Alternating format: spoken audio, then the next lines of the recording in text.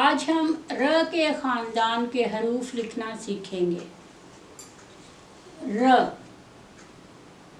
Line सीधी और ये line के ऊपर। र क्या है ये? र। र क्या है? र। र।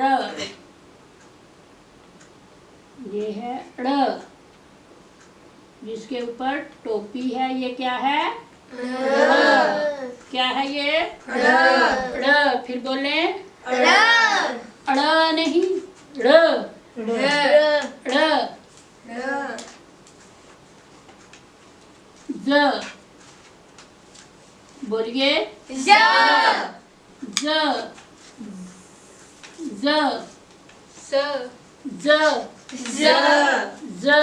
ज। अब य।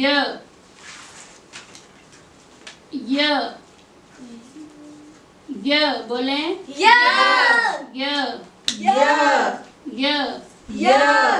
र।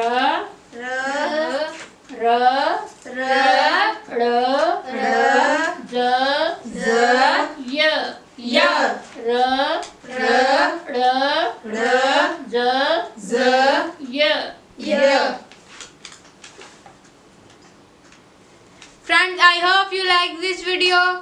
हम मिलेंगे आपको एक न्यू लेसन में। Bye bye.